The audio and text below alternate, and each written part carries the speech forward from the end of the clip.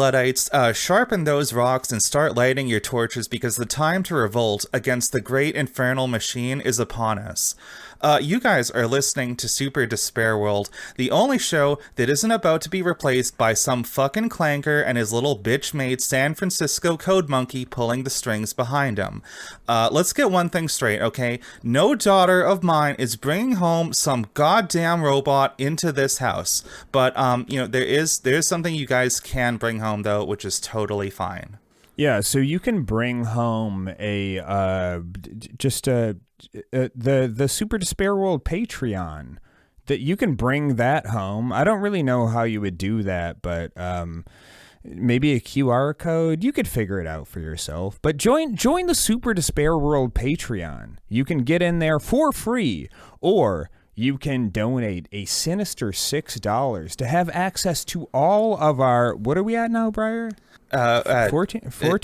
It's 14 episodes? I 12, think it's gonna be either 12 or 13 by the time this one goes up. So yeah. So that many 12 or 13 bonus episodes, which are they're fucking good. Honestly, I thought they were just gonna be bullshit. I'm gonna be completely real. We try to make them low effort, but then we put a lot of effort into them anyway. Then they end up being high effort. What the fuck? We just can't stop putting out quality content for all you kids and moms and dads out there.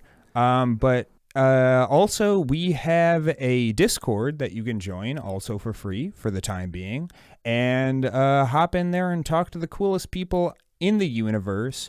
We got all sorts of neat channels in there. There's a Discord Q&A, which we do every once in a while. We got some suggestions for episodes, and just a bunch of really wonderful people in there. Oh, and I forgot to mention, in the Patreon, we just rolled out our Project $20, which is funded by Peter Thiel. And if you want to subscribe to the $20 tier on Patreon, you get 2 amazing stickers every month that feature the beautiful, amazing, wonderful, and just soul-touching art that goes along with these episodes every month. So get in there, get involved, just do something. You owe it to yourself. God damn it. We gotta make like a $10,000 like billionaire tier on the Patreon, and the reward will be like they get like 3 stickers instead of 2. Yes, exactly. Oh, that'll be fire. They get to flex on their friends. Right. Speaking of the bonus episodes, I just want to like a little lead in the last one.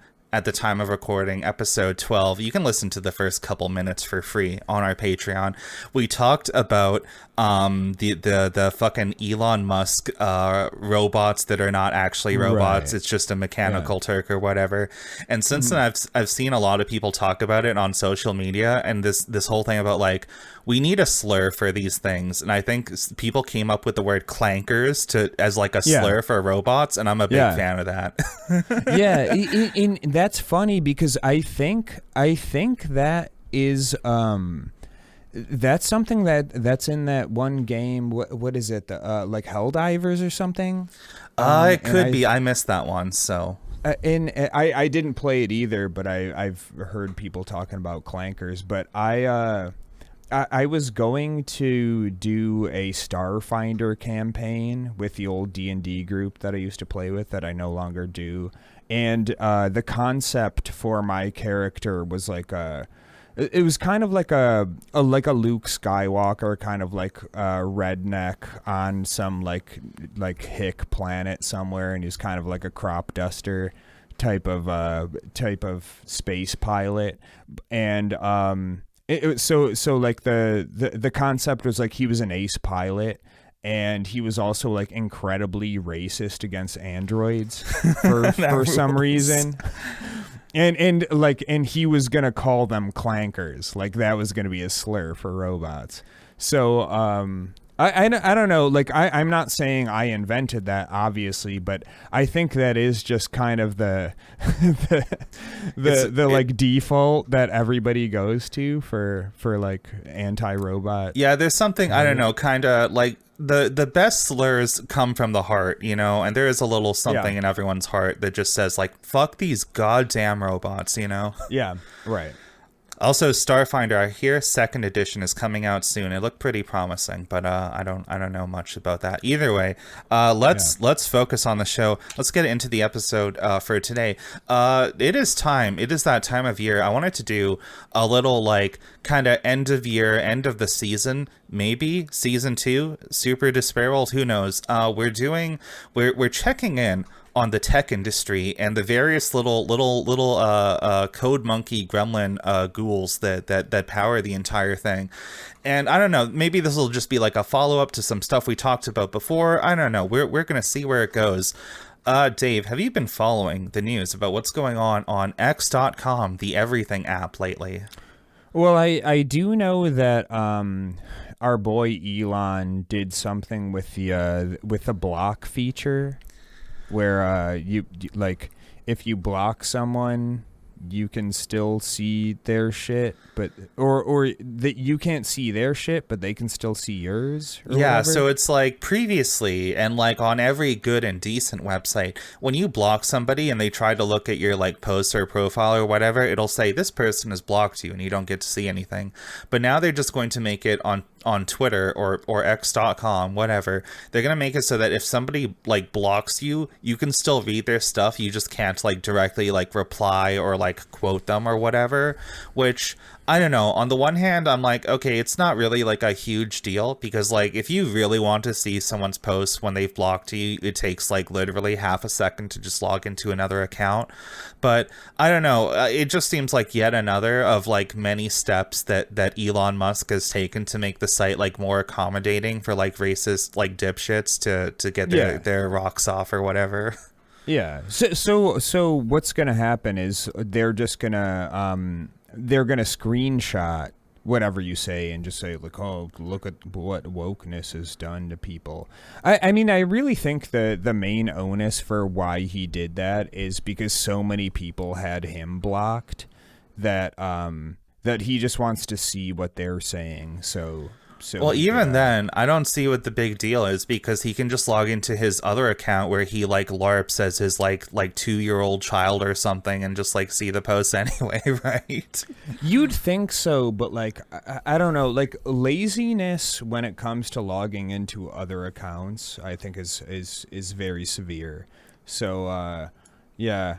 I mean, he's a very busy guy. He doesn't have time for tweeting or being on social media, even though he is for about like 9 hours a day. But it's only when he's on the toilet, I guess. But apparently he has like severe IBS. And to all the IBS sufferers out there in the world, I feel for you. But I hope it doesn't turn you into the worst person on the planet, just like he.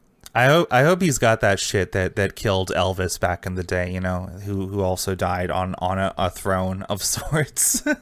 Oh, being addicted to muscle relaxers. Was that what got him? I have no idea. I mean, maybe. All I know is that he died on the toilet, apparently. Yeah. Yeah. I think that's a real thing.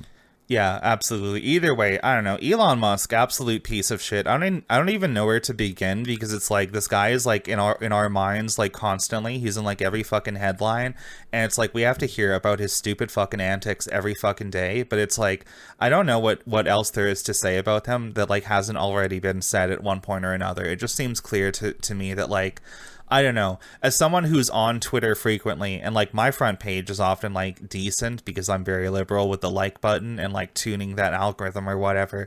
But it just feels like, I don't know, like Twitter nowadays is like, it is really trying to be as awful as like the worst of like Poll on 4chan or like Stormfront or any of these other like dog shit Nazi websites, you know? Yeah. And it's really not great.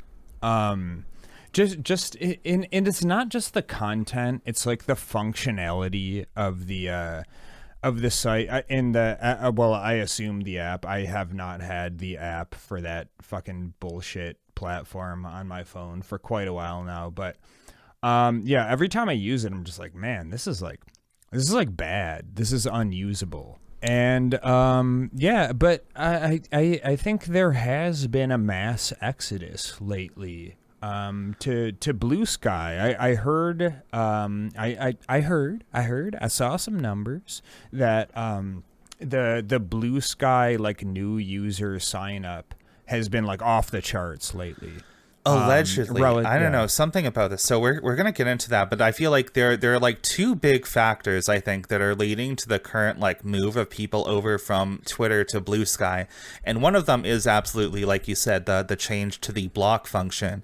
But besides that, at the same time, there's another thing that I was very aware of because I think it hit like the art community and like a lot of the creative people I follow more than like, I don't know, the average like Twitter user. Something about they've made a change to their like terms of service or like the user policy or whatever the fuck it's called, where now, like previously you had the option to like opt out of using your posts and images and whatever to train Grok, the fucking bullshit Twitter AI. I forgot about that. Yeah, and they have updated it now so that you cannot opt out of this anymore. So no matter what, everything you post on X.com, the Everything app, is going to be used to feed this dog shit AI. So that's another big reason why it seems like a lot of people are making yet another move to Blue Sky. And that is huge. That is huge because, I mean, like in my circle, including you, including some of our mutual friends in other communities and beyond. The main thing, like anytime I'm like, get the fuck off Twitter, they're just like, well, where am I gonna see big titty fucking furry porn and whatever, and it's like, I mean, fair, but like shit. Like, I mean, E621, right? That's the furry porn site. But yeah. Maybe a bad example, but right. But maybe I shouldn't have answered like, that so quickly. But it's also like, but like somebody has to jump ship. Like somebody has to be the vanguard for this. We can't all just be like, yeah, we hate this, but we have to do it because everyone's here. But that's actually really good for incentivizing artists to get off this dog shit platform. So yeah, I did forget about that, and that's probably another reason that we've seen a huge jump to Blue Sky and hopefully to get off X.com. I have seen this thing going around recently where it was somebody like in the art community, and they were posting like, hey, it's okay if you have a big following on Twitter and you want to continue posting here, but maybe you should like crop your art and put this like, see the rest of the art like banner on top of it, and to move people over to Blue Sky instead. And yeah. I don't know how effective that will be, but somebody brought up the point that if a lot of artists start posting like cropped versions of their art on Twitter that has this see the full thing on Blue Sky, the fucking see the full thing on Blue Sky banner is going to start showing up in the fucking like Grok generating data or whatever. So that'll be like incredibly funny. Also true. Yeah. And also for any artists out there who are posting their shit on these dog shit social media apps that AI is being trained on, there are ways, and I don't know the specifics of this, please look into this. There are ways to poison the AI too. Very sinister methods where it's not gonna fuck up the way your art looks, but it's gonna fuck up how these like AI bots like kind of train themselves. So, I know what you're talking about. I've heard the two big ones. I don't know if they're still current or if there's like a newer version with a different name. The big ones are Glaze, and I think the other one is called Nightshade. And they do, like, if you like really zoom into the art and you like look at the pixels, you can kind of tell like there's a little bit of a grain or like a little bit of like a almost like a JPEG sort of distortion or whatever. But for the most part, like you said, it like when you were just scrolling by, you were not going to notice that it's been affected at all.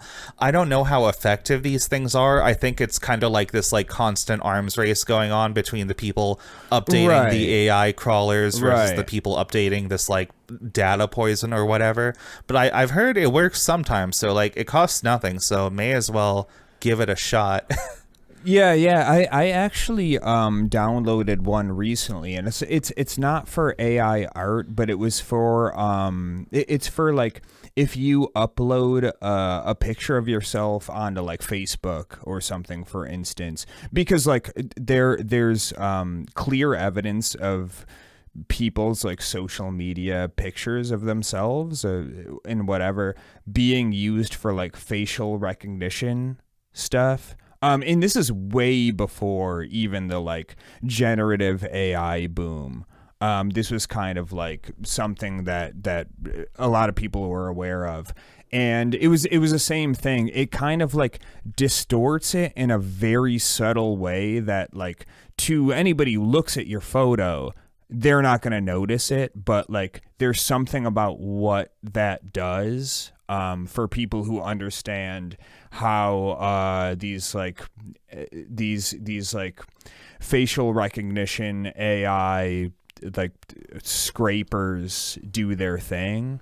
It like fucks them up, and I don't know the technical background of this, but I'm gonna trust these people who are just like so like pro privacy that they figured this shit out, and they're gonna keep it going for us. Yeah, it needs to be said. I don't know. Maybe this is a little harsh on me. Maybe this is a hot take, but I genuinely feel like facial recognition is just like, and I don't say this lightly, it feels like an evil software. It feels like an evil technology. I feel like the only times I ever hear about like facial recognition, it has something to do with like mass surveillance by the state, or like corporations stealing your data, or like stuff being used to like discriminate against like people of certain complexions. It doesn't take imagination to imagine which ones. Recently I heard some shit about, you know, that this thing that a bunch of like grocery stores want to start doing, where it's like, I forget the term they use for it, but it's basically like price gouging people at different times of day or whatever. Oh yeah, like the dynamic price tags. Yeah, something about that. Yeah. I've heard that recently there are some stores that wanted to start using like facial recognition technology to like give you a smart price for your groceries. I'm like, you're just gonna charge minorities more for like bread and milk and whatever. Yeah. We can charge them more for this, and white people, we can charge them more for like oxtail and asparagus. Yeah, I don't know. It's just, I don't know. It's a fucked up, it's an evil technology, and I don't like it. I feel like it's only used in like negative contexts. But to bring it back to the Twitter thing a little bit, I don't know. I'm like I said, you know, there are changes to the block. That's not great. Like, but in my head, I'm like, okay, well, it was always easy for someone who you've blocked to see your shit anyway. And then like, okay, you've got the changes to the AI policy, and I'm of two minds on this. Like, one, like, I don't blame any artist for wanting to like cover their own ass and like protect themselves from having like their art used in like machine training data or whatever. But the thing is, I'm like, okay, even if the website you're on specifically is not going to like take all of their user data and like feed it into a machine or something, the people who operate the big AI platforms are already like scouring the entire internet. So on some level, I feel like there's no way to be like completely safe. I think at some point we just have to recognize, okay, if you post something on the internet, period, it's going to be used in a way you don't like, which doesn't mean like we have to be like okay with that or like it. But I think, I don't know, I think the awareness around this issue should focus more on like, okay, here are things we can do to like fuck up this data and make it useless and like poison these machines, rather than like, oh, I found a miracle fix that's going to stop my art from getting stolen 100% of the time. Because like it's an ever like evolving like arms race. So I don't think that's like a realistic thing. But I don't know. Yeah. Well, so here's the thing. Is the reason these platforms and these generative AI services are even being transparent about this now is because they see that probably what's going to be coming down the track is possibly some legislation where they say you can't just use whatever you want to feed your to feed your like generative AI algorithm. You have to like get permission. But they already scraped a shit ton of shit. So like now they're just gonna say like, okay, so if you like are on this platform now, you're like, we're allowed to use this. And the thing is, like the damage has been done as far as that goes, but like,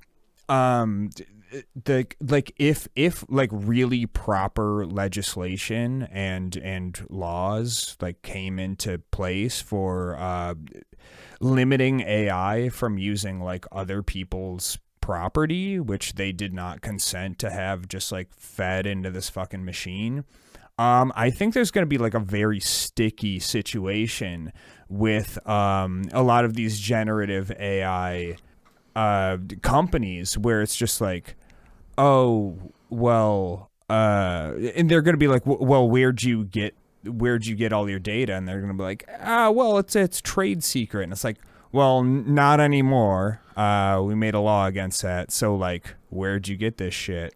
And if that were to ever happen, which I hope it does, and I like, God willing, I think it will, just because of all the controversy behind it.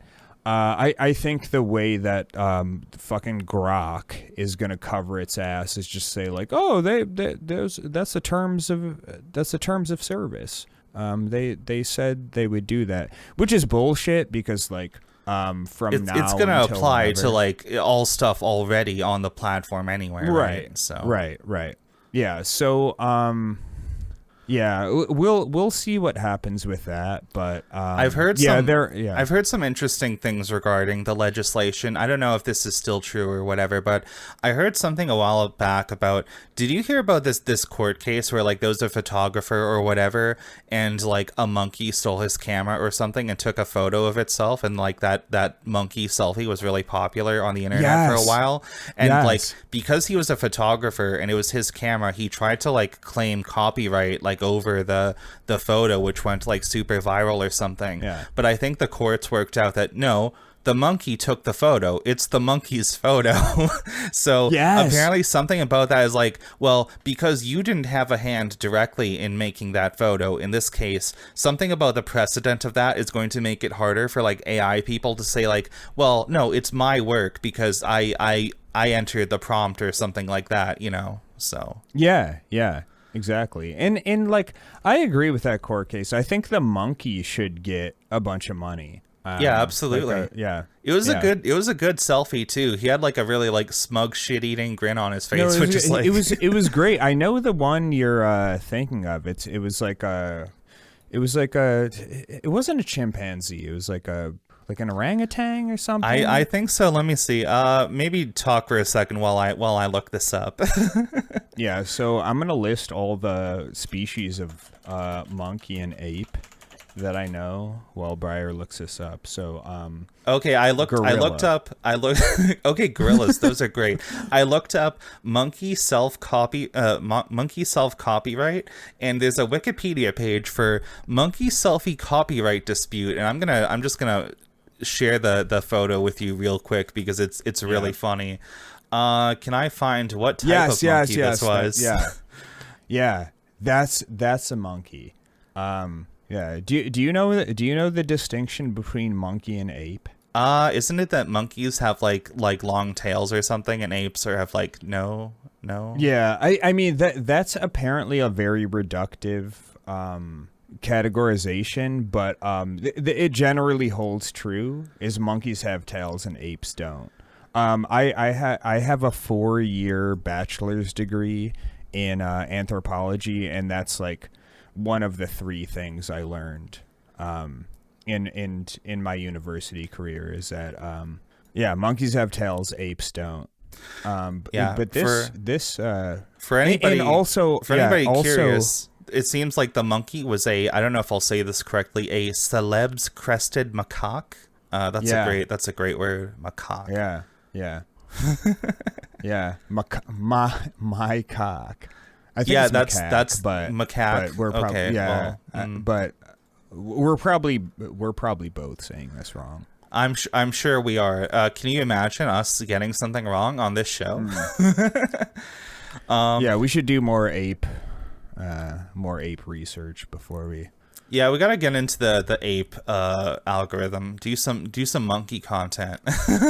Yeah, honestly, monkey channels pop off. Like they're huge. Gonna Who be- doesn't love a good ape? It's gonna be big in 2025. And all our apes are not gonna be gone. They're gonna be real apes, and they're not gonna be boring whatsoever. Yeah.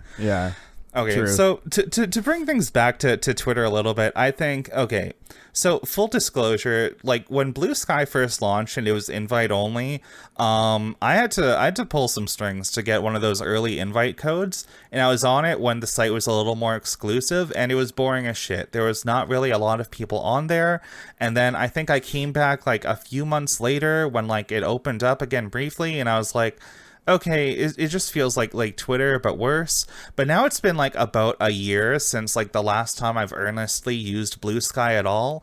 And ever since this whole shit started off on Twitter the last week, I check my Blue Sky, which I have not touched in like the entire past year, and I have not like plugged on my main Twitter account at all. I've not told anybody to follow me on there. And even with not doing fucking anything at all, I've gotten like 12 or 13 new followers on my Blue Sky. People have like hunted me down and sought out my little like shit ass Z-list fucking Blue Sky account. So this tells me like, I don't know, maybe things are legit now. Maybe everybody isn't just gonna be back on Twitter in a week. Maybe like this is the real movement, like for real this time. Yeah, I mean that was my first reaction when I heard all of this shit, and it's like, yeah, you're gonna go to Blue Sky, you're gonna go to Mastodon, and you're gonna realize this does not tickle your pickle in the sense of like, well, why are Twitter addicts obsessed with Twitter? It's for three reasons. Number one, it's people who are like artists or something who like want to reach a wide audience. That I get. There's also people who are just addicted to like the rage bait and the engagement bait on there, and they just want to see like the worst and dumbest toxic shit. And then there are people who just they need the funny Twitter comedians with their snarky comments to just make them feel oh so smug and awesome about like yes, actually. It's even worse because like a lot of the quote unquote like comedians that Twitter offers me are like, I don't know, I think the algorithm has worked out that I'm trans, so it's like, look at these funny posts from other trans people, and it's just like some girl doing like mean girl shit, like calling other people like ugly or like not passing or whatever. I'm like, why do I want to see this? I don't want to see this. This is like, this makes my day worse. Why are we so mean to each other? Yeah, it's fucking it's crazy. But that's the thing is like, I mean, these algorithms at the end of the day are kind of like, they're kind of like a self-contained, self-replicating machine in the sense of like, it's I mean, people always talk about how like, oh yeah, like social media algorithms, they tend towards just like inflammatory, divisive content because it gets people commenting and shit. And like, there's not some dude sitting there just thinking like, oh, I noticed that the algorithm that people hit like or like comment more on like things that make people angry. Let's bump this more. It's just like, no, dude, they're just doing their thing automatically. Which is why like kind of like, yeah, it's cool to have like algorithms and shit like that, but there does need to be like moderation on this to let it not go out of control, because this is not like good for anybody. It's not productive for anybody. I mean, I guess except for the bottom line of these platforms, which is like engagement, but like for to what end? Like, what do you get out of that? Like ad revenue? Nobody's clicking on ads on fucking social media. I have a little story to tell about. This is a very like small petty way in which Twitter has annoyed me lately.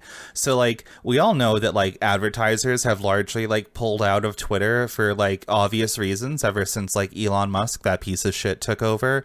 And every now and then it's like, okay, we're still getting ads on Twitter. So like the source of them is like really weird.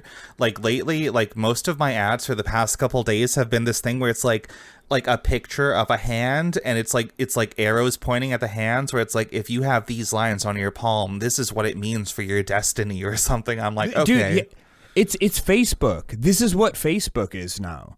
It's just like it is like all of the advertisements and all of these like engagement bait accounts are it's the equivalent of like the Nigerian prince scam. It's not just like normal companies like trying to shill their product to like normal people. It's just like it's the weirdest, most bizarre shit. Well, I was just about to get into the more petty aspect of it, which does involve a kind of sort of normal company. So a little story time. About 2 years ago, the like water heater in like my basement stopped working, and we called over this like plumbing service that was like, they gave us a rate for what it would cost to fix it, and it was some shit like $10,000 or whatever, which is like insane because I guess the house is old and it's like an out-of-date system or something. And we were like, okay, no, we're not interested. And then we found some other like independent plumber that did it for like $2,000 instead, and it was like perfectly fine, although I guess like not completely up to code. I don't know, whatever. My house is nice and warm ever since then. Everybody call the code inspector on Briar's house. Please don't. I will shoot. Anyway, the thing is, ever since like we turned down that first like plumbing company's rates, they called me like every week for like 6 fucking months about like, hey, did you change your mind about the water heater? We'd love to work with you, blah blah blah. And I'm like, no, I'm not paying for this. Please stop calling me. And they would keep calling me. And so like a few days ago, like there were like 3 or 4 days earlier this week where the only fucking ad I would get on every like Twitter post was this local fucking like plumbing company that like kept calling me when I told them to fuck off. So it was like, oh, this is extra annoying. Like I'm scrolling Twitter and I'm being reminded of one real life legitimate company that I feel very negatively about. And in spite of constantly clicking, I am not interested, it would like, next ad I see, it's that fucking like plumbing company again. So like that's the way in which Twitter has annoyed me most personally in the last little bit. well, in that, those are the only ads they can get now. They're not getting IBM or Sony or Miramax or anything like that. Like they've already pulled way the fuck out because that's shit. That's shit for them. I was scrolling Twitter earlier today and I saw, I forget his name, the fucking Sinfest comic guy. It was one of his comics and it was just Tatsuya like Ishida. Yeah, that guy. Yeah. And it was like some Greek like gods thing. It was like, I'm the god of thunder, I'm the god of love, and then it was like this like happy merchant like anti-Semitic cartoon, like I'm the god of everything. And it's like, wow, you can just like post this shit on Twitter with no consequences. Oh, you now, can. huh? Yeah, it's free speech. It's free speech. We got to talk about Sinfest at some point. That is one of the internet's like truly insane motherfuckers out there. God, it's so sad because I really liked that comic when a lot of people did. He was like fine at some point. That comic started in the year 2000. I was just entering high school. That's when I became aware of this comic. That comic is almost old enough to apply for HRT in the UK. Exactly. It's almost old enough to rent a car in the United States. Yeah, there we go. It's been old enough to buy alcohol, tobacco, and go to war and die, but not to rent a car, not quite yet.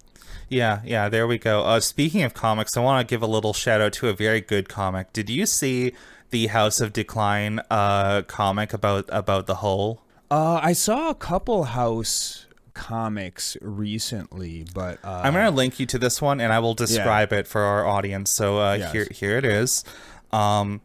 So in this comic, it's like 4 panels, right? And it's a bunch of people standing around in a hole in the ground. And someone says, hey, look, someone made a new hole. And then everybody's like frantically rushing over into it.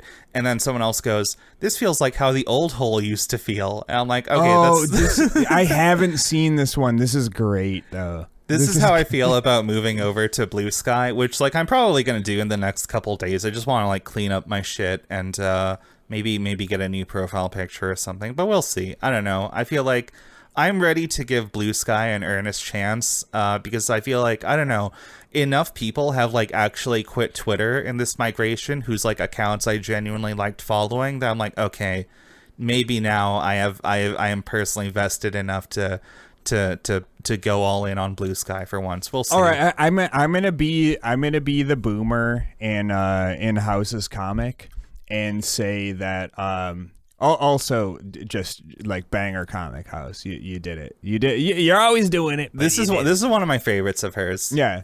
But like Blue Sky does kind of feel like old school internet forums. A little bit. A little bit, just because it's kind of like there's certainly there's shit posting and stuff, but it's not just this just like fucking venomous, just like fucking angry, like pissed off, just fucking vibe to the whole thing. Or It's a little messy, but like so I don't remember the actual like specific terms that they use on Blue Sky specifically, but from what I understand, there isn't like a broader like For You page or like a content feed algorithm on Blue Sky.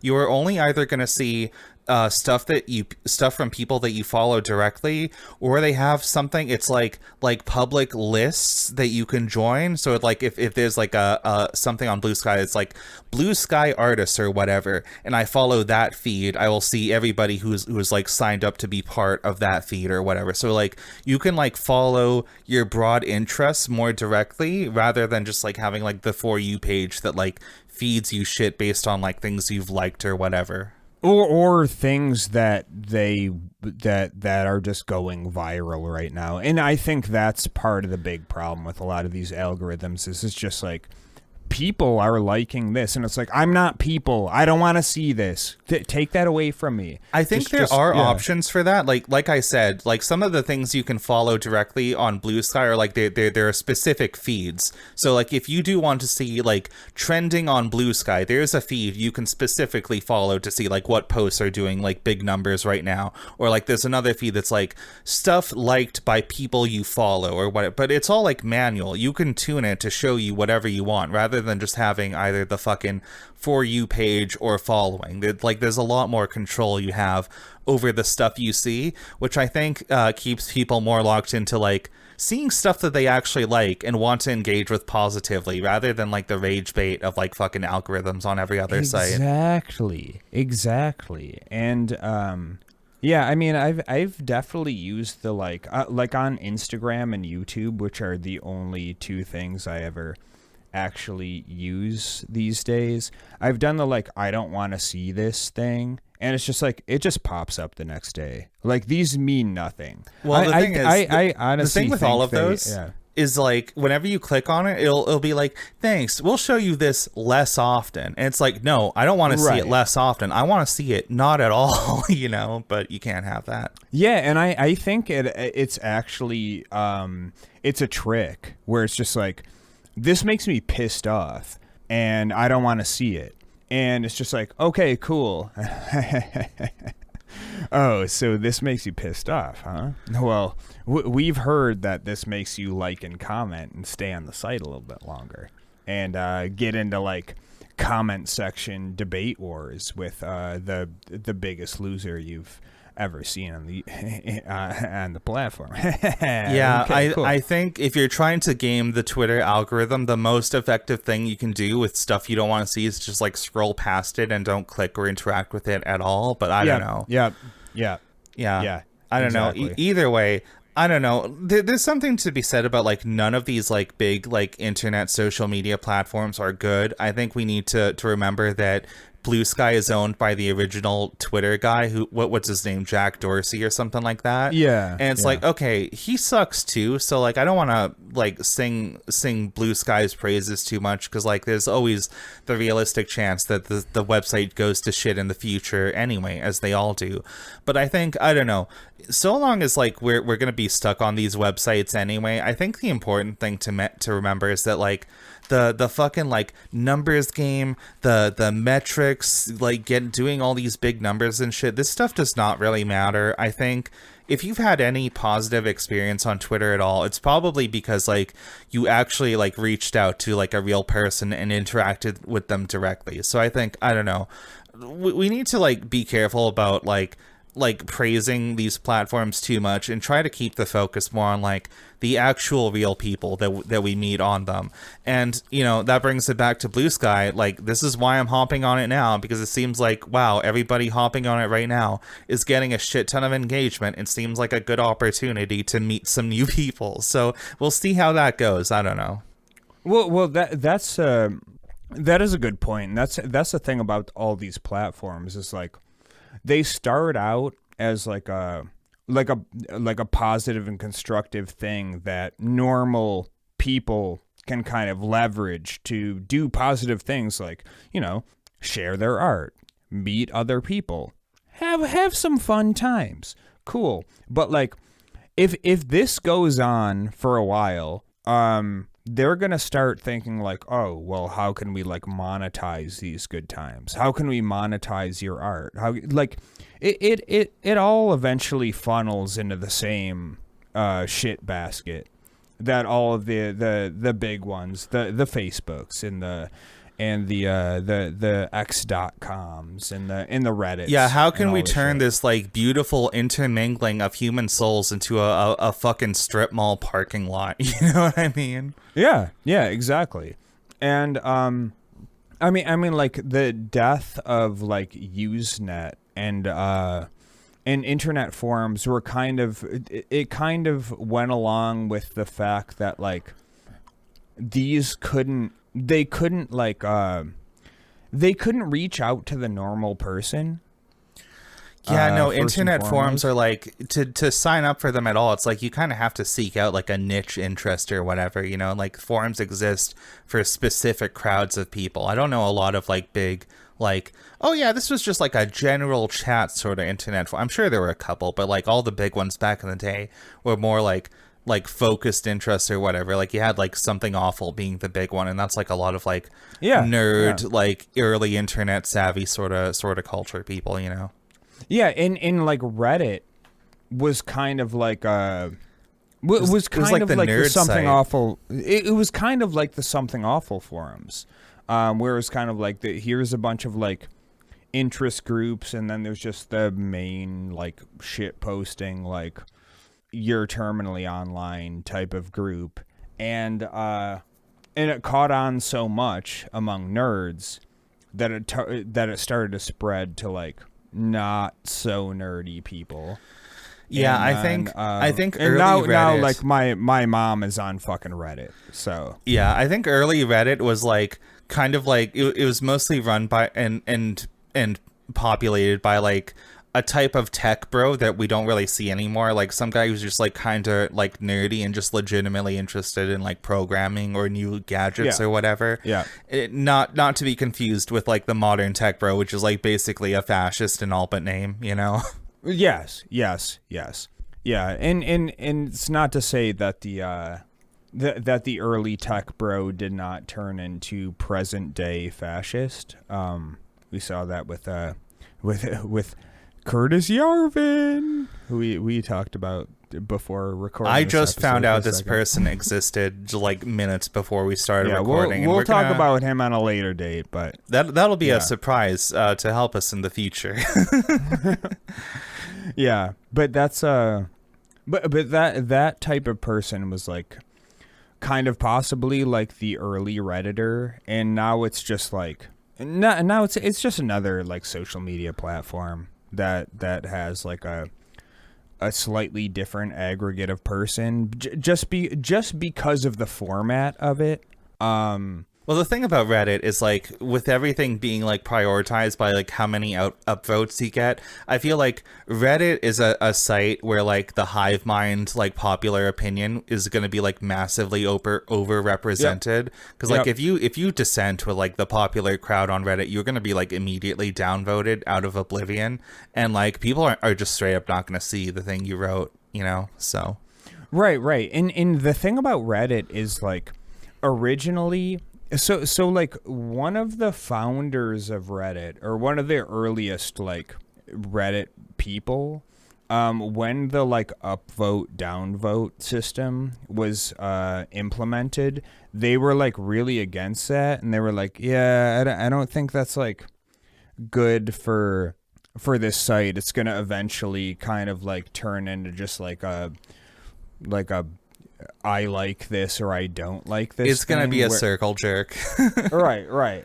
We're like, and then the whoever implemented that was like, no. Like the point of this is like, oh, this was like helpful to the discussion or unhelpful to the discussion. Like, and which is not, it's never been how that was used. It's just like, I agree with this or I don't agree with this, or I think this is epic and funny, or this is cringe and not epic. Every time I'm on a subreddit and they have their own little like subreddit style code where it's like you hover over the downvote button and it gives you like pop-up text that's like, only use this button if it's unhelpful to the discussion. This is not an I disagree button. You must be a member of this subreddit to downvote anything. I'm like, okay, this is like, I don't know. It's like when you meet somebody who's like, "Oh, I hate drama," and they're like the most dramatic fucking person you've ever met. It's like, okay, this is like a piece of shit community right here. If they have to put that notice up, you know? Yeah, no, 100%. And anybody who's hitting that downvote, the down dude, they're doing it because they're just like, and disagree. One of my favorite things to come out of that is the I just downvoted your post copy pasta with like the frequently asked questions or something. It's so good. I've hit so many people with that over the years. Your karma has been reduced by 1. What does this mean? Well, you should kill yourself. I think my favorite part of it is like, am I banned? No, not yet. But if this behavior continues, blah blah blah. I don't know. It's a lot of fun. Yeah, I don't know. I look at all this stuff going on with these websites. Like, let's focus maybe on AI for the last little bit of this episode, because the Grok thing is a big part of why people are getting off of Twitter now. I look at all this stuff, and it kind of brings to mind this question of like, who the fuck owns the internet to begin with? Because I look at all these companies that are going like 100% all in on AI, and it's like, okay, you can no longer opt out of having your stuff used to feed the AI, even if you post on a website that doesn't support AI. The AI crawlers are gonna like absorb it anyway. You have like Google, they just bought something like 6 or 7 nuclear power plants just to power AI bullshit, which is like insane to me. That's like, I don't know, it really sucks. You have all these companies like trying to claim ownership over like stuff they don't have, and it's like, okay, who owns the internet? And like if like all these like billionaires and shit are going all in on like, okay, you have no say over how the stuff you post is used, and we're going to devote like countless resources to like funneling these machines and keeping them online forever. I feel like, I don't know, there's just something about it, like, I don't know, people who are like big AI stans are like, this technology will really democratize art and let anybody create whatever they want. But it feels like, I don't know, there's like nothing democratic about this bullshit to begin with. I think it's not like a surprise that like all the big AI tech billionaire assholes are like, I don't know, they seem to not like democracy, and they want to kind of like upend it. I don't know, like, what do you think? Oh no, the tech billionaires do not like democracy. This is this is obvious. They're fundamentally opposed to this. They want a technocracy run by not people who are experts in their own field. Like, they don't want like the Department of the Environment to be run by like an environmental scientist PhD or something like that. Which like I used to actually when I learned of this term think like, oh yeah, I mean that makes sense. Maybe we should have a technocracy, like so just experts run these type of things. But the thing is like, this is another term that's just been like co-opted by the worst people on the planet. And they're like, no, we need a technocracy, but like it's run by like AI bros and like crypto weirdos and just like dudes who made billions of dollars making like shitty fucking social media platforms and stuff like this. Yeah, and it's as like, we've seen, they're all fucking morons. Yeah, and it's like the thing is like they don't actually believe in like the merits of like expertise in general, because they don't actually see anybody different from them as having like any expertise in anything that actually matters. A big reason like a lot of other industries are failing is because like you look at something like the video game industry, right? And like back in like the 90s and early 2000s, a lot of the people at the top of that industry were people who like got in on the ground floor of the industry. Like like the video game industry was run by like video game people, but now like every single industry is just run by these like either like tech startup or like finance bro kind of like entrepreneurs or like billionaires or whatever, and they all have like, I don't know, they just have this like disdain for all other like schools of knowledge or like ways of thinking.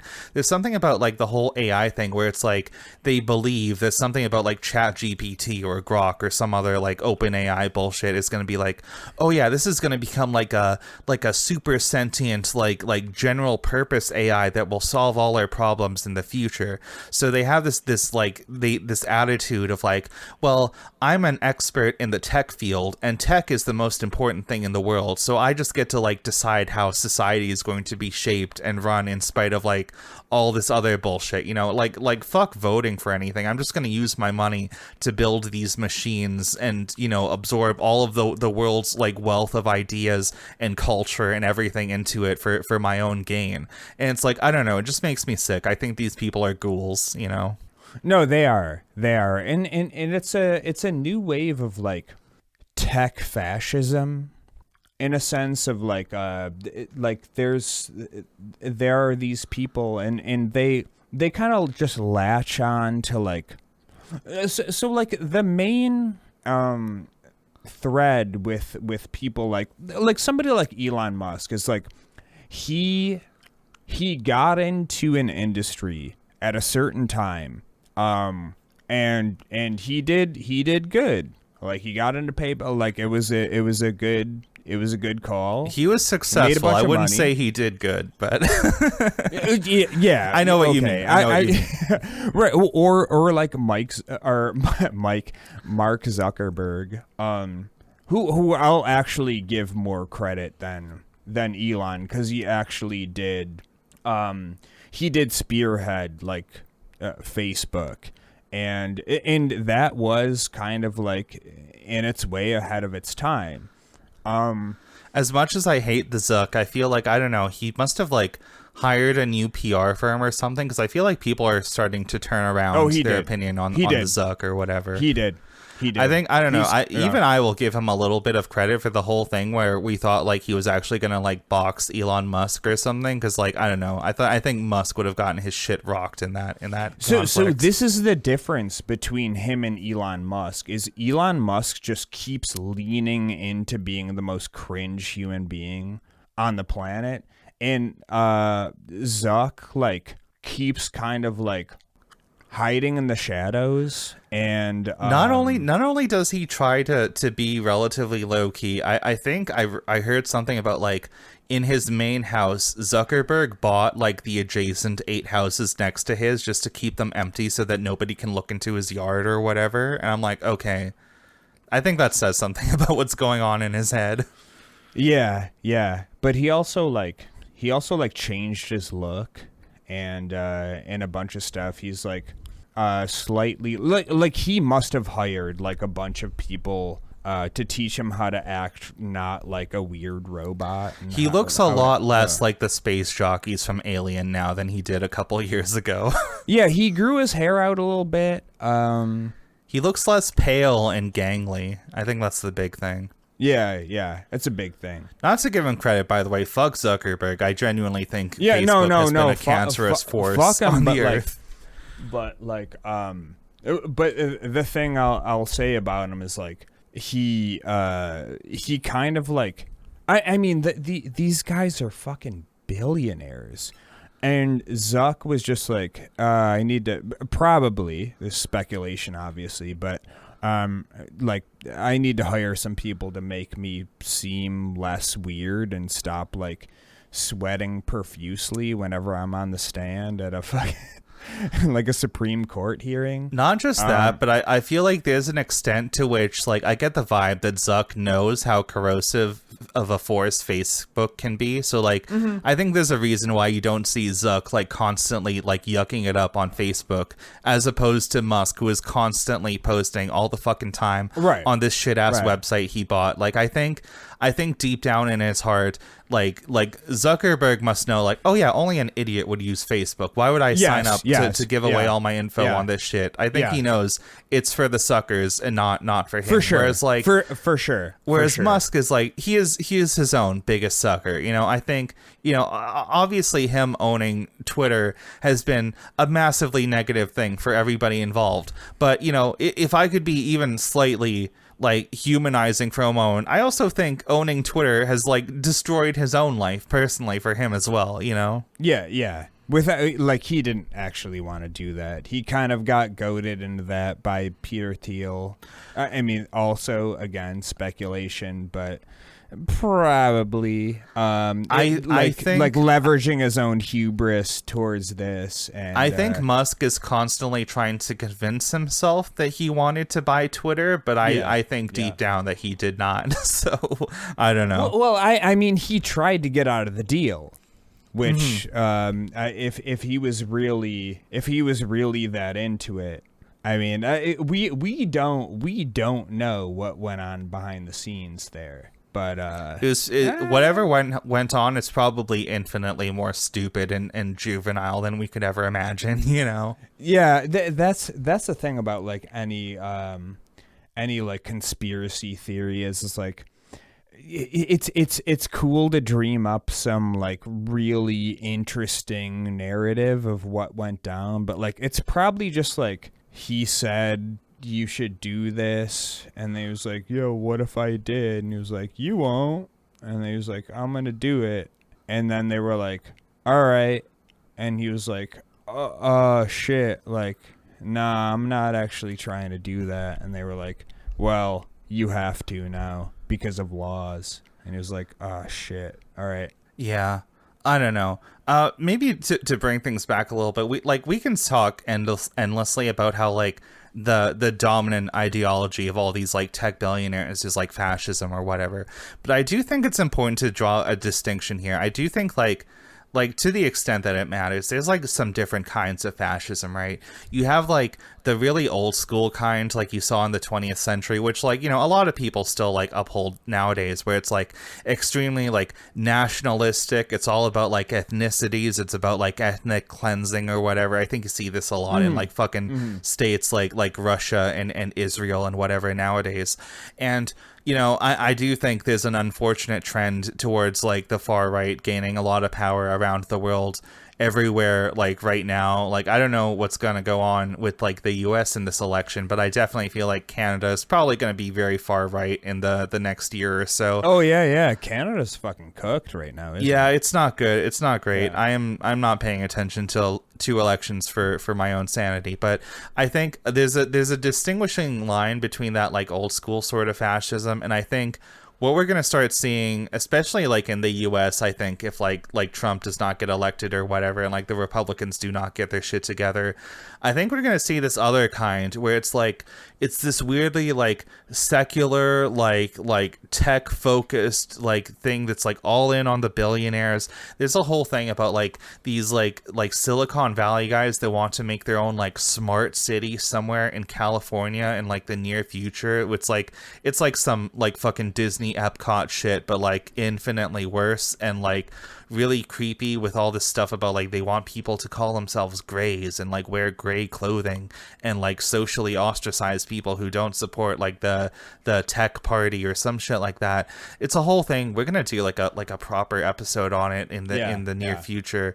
But I feel like I don't know. I think there's just like a troubling sort of like fatalism to this whole AI thing where like the people like funding these companies do not give a fuck about the actual like environmental costs or like infinite like expenses of these technologies that are not turning a profit, because they have this idea in their head that like, well, the AI is going to become like some kind of general intelligent like supercomputer in the future, and that's just going to like make people into gods or something. So I don't know, it's this whole thing about like, well, I don't know. I just feel like the trend among the rich and powerful is like they're going all in on AI. They're just going to put infinite money into it because they just feel like, I don't know, it's like a god that they've built up, and it's troubling to see where it goes. Wow, it's almost like these people have a propensity to get involved in cults. What? Yeah, it's almost like some fucking what was the fucking one of the big like pyramid scheme cults? Do you know the one I'm talking about? It was like it had some like Roman sounding name. I don't remember what it was. I don't know, the Branch Davidians? No, that was like a religious thing. Let me find it. Give me a second here. Maybe we'll edit out a pause or something. No, I'll talk about cults for a second. All right, go for it. Well, I mean, there's the thing I was thinking about when you're saying that is like the meme of like, you know, the meme of like place, like angry emoji, and it's like place Japan with like the stars and the eyes emoji. Oh, yep. That's kind of how I feel about this, is like cult angry face, cult tech billionaires, epic. Okay, I found it. Have you ever heard of I think it's pronounced the Nixium cult, the NXIVM cult or whatever? No. Oh, no. we gotta talk about this. So NXIVM is something. It was like a multi-level marketing cult or whatever. It was some like all-encompassing like self-help improvement cult, whatever. You would like join them, and they had all these like weird like fucked up like sex rituals and whatever, and like a lot of people got abused and trafficked in there. It's just a whole thing. I don't know, maybe we'll do an episode on that. 1998, that was like the golden age of cults, like the 90s. Fucking Return. Yeah, I don't know about that. It was only defunct as of September 7th, 2021, according to Wikipedia. Jesus Christ. Yeah, I don't know. There are entire podcasts that do nothing but like catalog all the weird fucked up shit that went on in them. But I don't know, I look at something like Nixium and I'm like, I think this is a good example of the kind of like Silicon Valley sort of like weird like tech fetishistic like fascism that I think it's gonna have some legs in the near future. Yeah. I think I would be a good cult leader. Yeah, I don't know. Well, maybe if the podcast ever gets successful enough, maybe we can start leaning in that direction. I think, I don't know. But first we have to build up, oh shit, we're recording right now. Let's talk about that later. Oh shit. Yeah. Yeah. But I was actually thinking about all this shit when I was painting my car today. Do you want to tell them the car painting story? Shit, dude. So, hey, chat. So, yeah. So I've been painting some minor panels on my car because I'm getting ready to sell it and buy a new one. and I just want to make it look pretty. Maybe make it nice for the next buyer, and maybe possibly get an extra little couple dollars. So I the last time that I had my painting adventure, I put a few coats of the actual like paint coat on there after doing all the prep and whatever. And last night I went to Home Depot and I got some clear coat, some Rustoleum clear coat, gloss, and automotive gloss. You'd think that's like a clear coat, right? Nah, there's apparently 3 cans that they sell, and one of them's white, and one of them's black, and one of them's clear. There's nothing marked on the fucking cans or the caps to delineate which one is white and which one is black and which one is clear. And also, why would you have white or black clear coat? It's a fucking clear coat. Just make a fucking clear one. Jesus Christ. So after these beautiful, wonderful, amazing like sprays that I had of the car's coat on there, I sprayed a bunch of fucking white bullshit on there because of Rustoleum. Rustoleum, fuck you. You guys suck. You suck. Your cans are fucking bullshit. Stop making white and black. Just make clear.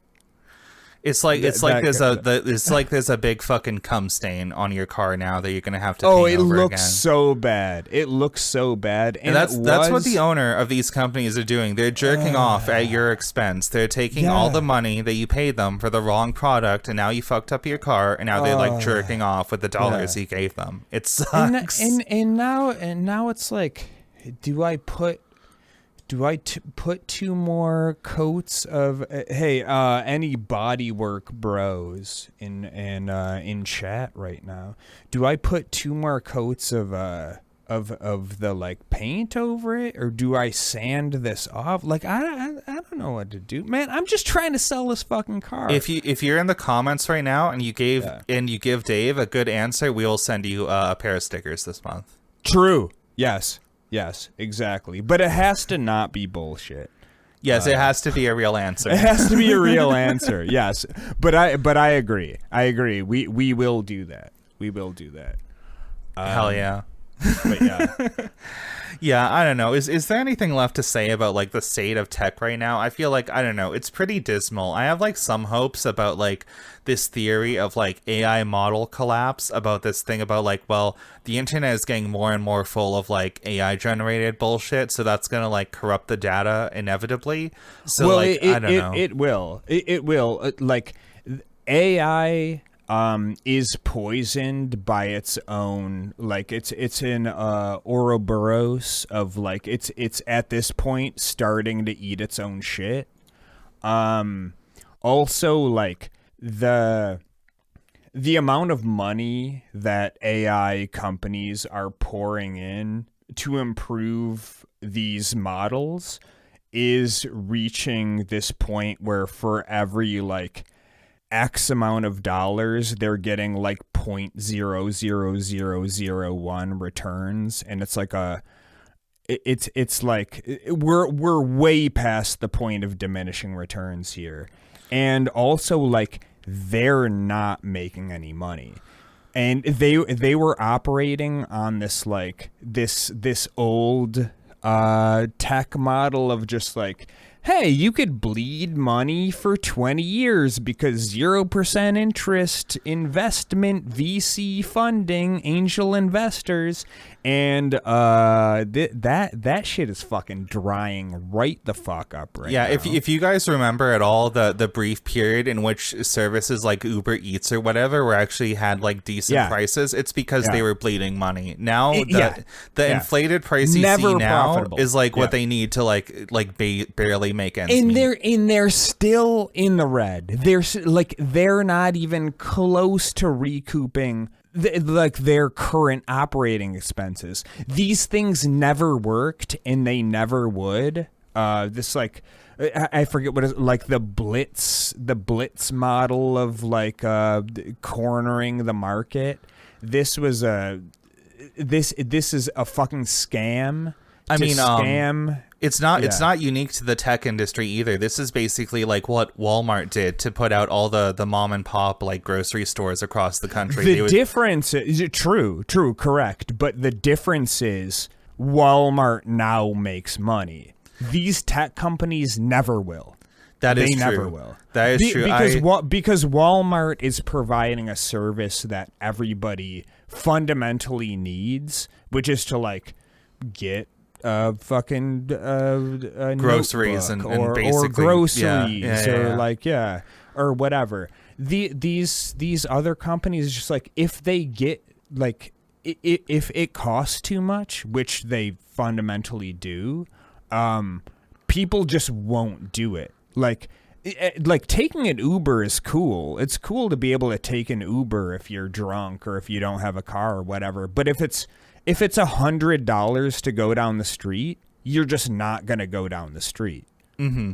If you're drunk at a bar and it's $150 to go home, you're just gonna either drive drunk, which sucks, or you're just gonna like wait and like get picked up in the morning. Yeah, I remember like a couple years ago, I want to say this must have been around like 2020, 2021. So like not quite the start of those services, but we did a whole episode about like Uber Eats and similar things, by the way. But I remember when I lived in my hometown at the time, I could get like an entire fucking Subway meal for like 15 Canadian dollars, so maybe like 12 USD or something, and it would be at my door in like 10 minutes or something, and like that was the golden age. But now if you try to order some shit, like if you want to get like a bite to eat from McDonald's or something, it's gonna be like 30 fucking dollars for like a Big Mac or some shit. It's ridiculous. Absolutely. And when I that's not including the tip, by the way. You gotta tip your drivers if you use these things, you know. So and when I moved back to the States from Korea, which I was spoiled there because like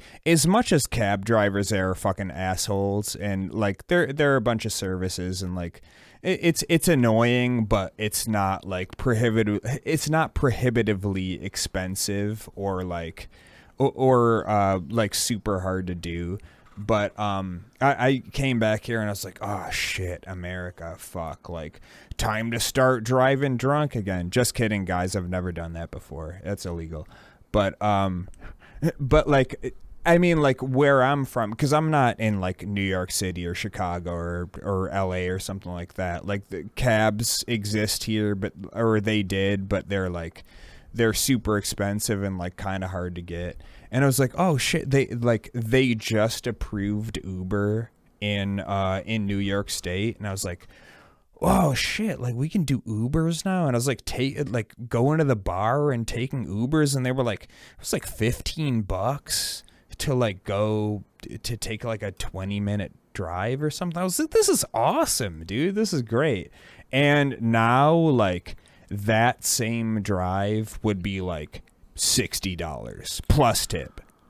Yeah, and it's like, like, cool. Yeah, that was fun while it lasted, but this shit was never sustainable. Never. Yeah, I don't wish anybody any ill will, like in light of the recent like hurricanes down south or whatever, like even people who live in Florida. But man, I was looking at some like the trail of damage in the wake of what's it called, Hurricane Milton or something. Yeah. And like there Carolina, were and there were a bunch of like, I saw a whole ton of like beachfront properties that just got absolutely trashed in Florida that were suddenly up for sale, and I was like, man, what are the odds that every single one of those was a shit ass like Airbnb or something, you know? I mean, very possibly. Yeah, Airbnb in particular, I think that has to be one of the worst ones of them. I think that's like it's I don't know, even from the start, I think there's just something unethical about like these shit ass like unregulated like mini hotels or whatever out of people's like spare rooms or something. And that actually reminds me of like so I had a couple beers with my friend tonight, and he was looking at this house, and because he's kind of in the market, and this house is listed at like $350 or something like that. And he was like, well, the only way I can afford this is if because it was a double. And he was like, I either need to like, I got to rent it out, or like, I mean, like, or I could do Airbnb or something like that. But it's a really cool house in a nice location. I was like, like, and it was a really nice house. Like, it was great. But he was like, he was kind of like back and forth. I was like, do I want to be a landlord? Do I want to deal with Airbnb? Like, shit, but I really do like this house. And he was kind of back and forth on this for a while. And I asked him about it when we hung out tonight. And he was like, oh, well, it's a moot point because somebody offered 120 over asking for it and paid for it in cash, which, you know who did that. Yep. It's not a person trying to live in that house with their family. That's a motherfucking landlord. Yep. Yeah. I don't know. We have no love for landlords on this show, but I will say I feel like there's a bit of a distinction between, like, I don't know, some old lady who has like a vacation home that she uses to like augment her pension every month or some shit. I don't really give a shit about that.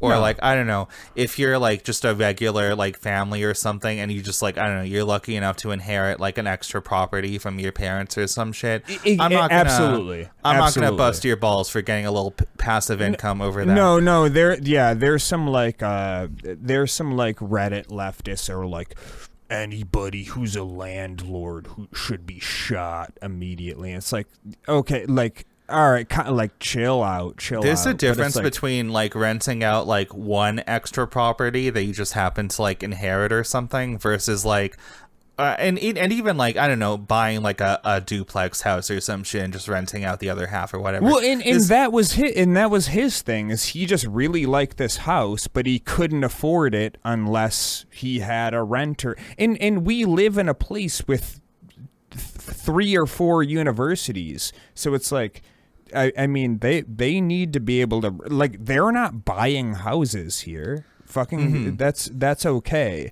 It's a renter's sort of market to begin with. I was going to say, there's a difference between that and being a real landlord where it's like, oh, you own like 10, 30, 100 extra properties, in which case you are the scum of the earth. And you will not see the pearly gates of heaven, you know? Right. And the thing with that is just like, when you own more than one property, your tax rate on that should go up like exponentially. It should, it should be way the fuck up there. Yeah. I don't know. I think that might be all that we have to say about the tech industry right now. It's as shit as it'll ever be. I think, I don't know, every day we pray for the collapse of different ones of these services like Airbnb. Maybe in the near future, who knows? We're looking at all the new ways to like fuck over AI algorithms and shit like that. I'm genuinely interested to see if the Twitter check out this full thing on Blue Sky. I'm curious to see if that overlay will show up in some of Grok's image renders or whatever. I will end the episode on this thing. Meta, the company that encompasses Facebook, Zuck's brainchild. What a terrible rebrand, by the way. It's silly, but there's currently like 4 big government lawsuits against them right now.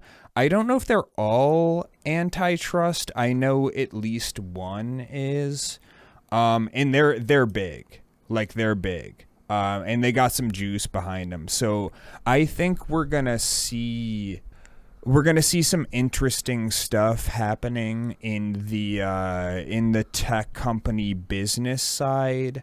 Like, basically, long story short, is as long as tech companies in their current iteration have existed, the government has for some reason just seen them as like not like antitrust, which broke up like like the robber barons of the turn of the century, like which they're doing the exact same shit, but like they were just like, no, this doesn't apply, even though it fucking does. But they're kind of waking up like to this now. like something like Airbnb gets around all the regulations you have on hotels and motels because they're like, oh well, we're not a hotel, we're an app, and that's a different industry. But it's bullshit.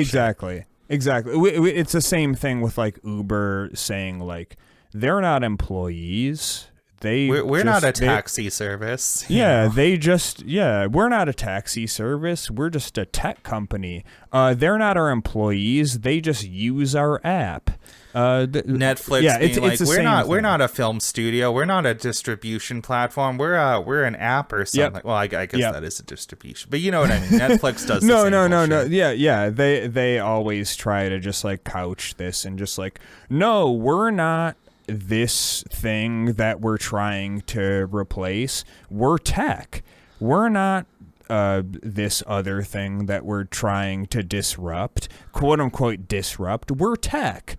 And now like I guess like the boomers of the Senate and Congress have kind of aged out or like figured out like this industry at least to like a middling state, and they're just like, oh, you're just doing like antitrust shit. So we need to shut that down. I'm a little pessimistic because I feel like we've gotten so used to basically seeing like the rich and powerful never face any meaningful consequences for any of the bullshit they do.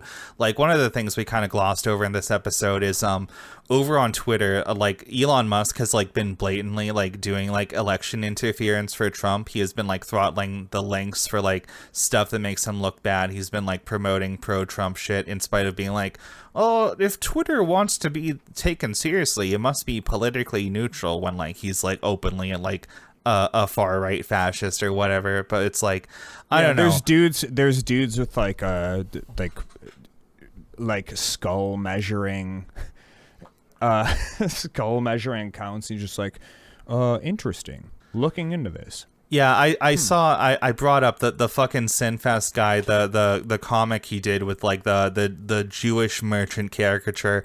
A lot of people were below that were unironically like, hey, love the anti-Semitism, but this is pagan shit and that's not nice. And I'm like, oh, okay, this is what we're dealing with now. So I love when the chuds have infighting, because it's like it's so much more funny than like leftist infighting, where like leftists will like argue over the definition of like some sociology term, and like chuds will be like, I like this racism, but this you weren't racist enough here, so like do better, sweetie. I don't know. Like I said, I'm kind of pessimistic about the whole like, are these assholes actually going to see consequences? Is this industry actually going to be like legislated into something not as like horrific and dystopian? And I don't know, but like I don't know. I think maybe we'll see the Senate like do their fucking jobs for once. I don't know. Who am I kidding? Probably not. But I mean like my take on this is we're kind of at the point where they no longer bolster the US economy, which I do understand how they had their 15-year heyday when they still kind of like upheld the American dream, but it's just like now they're not doing anything for anyone except for like two people. So it's kind of just like, yeah, y'all fuck this up. Like, yeah, now you're under indictment. Like, the thing about all these guys is like they are good at making money, but like there's nothing like sustainable about their approach. They are just going to like that flame is going to burn twice as bright for half as long. Like I don't know. I think if anything does happen to them legislatively, it is like you said, it's going to be for like purely cynical reasons. Like, oh, of course the state wants its cut of this. The state wants to fucking make sure these people aren't making too much money without them involved or something. And I don't know, maybe there's like a small part of me that wants to believe that I think the average person is just like kind of coming around on like tech kind of sucks. It's not going to like deliver Yeah. us to this like future it promised. Like we look at all these things, it's like, oh, it's this self-driving car, but like it can't drive for shit. Or like, oh, it's this robot, but nope, it's actually just another fucking mechanical Turk. Or it's like, oh, check out this new app. It's just like this existing industry, but with like a shitty subscription service or something. I don't know. I feel like the average person has not had good feelings towards like new technology in a very long time, and I think that's gonna hit like a boiling point eventually. Well, I think the real boiling point actually is like it's kind of the horseshoe theory thing, but like the ends of the horseshoe are touching at this point of like you take like these boomers who are like they're on social media way too much, but they're like, social media is bad because like kids don't go outside anymore, and it's all fucking bullshit and whatever, and we like replace the good old fashioned newspaper, and then like Zoomers and like younger people are like, social media is bad because it's like brain rot and it like props up these like terrible tech companies and all this type of shit. And I think we're all touching tips now where it's just like, yeah, we all use this shit and like admittedly like in a different way, but like we all hate it and we'd all be better off without it. So like, let's join forces, generations of the world, to get rid of fucking shitty social media like giant platforms, because they fucking suck. And they were cool for a while, and they're all shit now. And yeah, let's get rid of Twitter. Let's get rid of Facebook. Let's get rid of Reddit. I'm saying it. I look forward to, and I fully support President Harris grabbing all of these tech companies by the balls and going and looking straight into their eyes by the and coconuts and going, do not come. Do not come. And they're not going to come again. Yeah. And Peter Thiel's going to come out of like a smoke bomb, like smoke screen. He's going to be like, I'm going to come. And then that's a final boss fight. I think he's going to shrivel up against the golden radiant light of Kamala Harris's goodness in the world, and he's going to shrivel up like a vampire or something. I don't know. See, I haven't been into JRPGs for a long time, but I think that would be dope. If somebody wants to make that in like RPG Maker, like Kamala and Tim Walls and like AOC is a side character, but her feet need to be out against like call it like DNC RPG or something. Yeah, if you make this, we'll send you stickers too. I used to really fuck around with RPG Maker, specifically 2003 and XP back when I was a kid. I used to be really good at that shit. Oh shit. Well, I mean, you could still make one. They made the Kanye West RPG. There was a whole thing about like, is that being used to recruit people into a cult or something? But I think it was just like a weird like creepy pop. I think it was made by like a high schooler or something. Yeah. We gotta get into horror content, dude. I feel like that does crazy numbers on YouTube. We gotta cover more horror stuff in the future. Number 15. The last thing you expect on Super Despair World is horror YouTube content. But as it turns out, that might be what you get. But they were never seen again. Then who was phone? All right, I think that's all. I think that's all we got for today. Let's wrap it up. Let's thank the very special boys and girls and thems in our audience. Yeah, the gals, pals, and non-binary pals. Shit, I fucked that up too. But anyways, the vanguard of the Project $20 movement that we have going on. You guys are truly the Peter Thiel of this show. I got my nipple tassels on. for you guys. Shalom Guy and Trash Bins, thank you so much for supporting this I mean, it's a really brave thing that we're doing over here. How could you contribute to something so controversial and yet so brave? And then for the Sinister Six Sweeties, we got Weasel, Nick, Protagon, Clam, Walker, Dimbus, Braid, Nilly, Heresy, Trevor, and Woke Baby. Thank you so much for your continued support.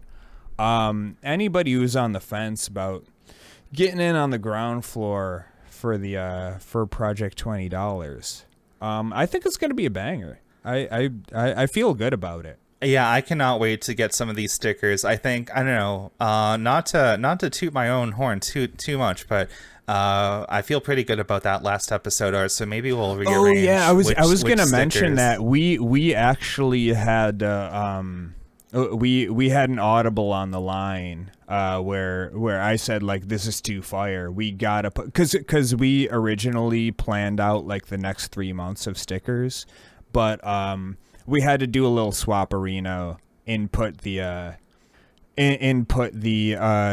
previous episode's art in one of those, because it was just too good. It's too good. I cannot wait to get those to you guys. If you sign up at any point in the month, we're gonna get them to you by the end of the month. So there's still some time left for October. So consider it.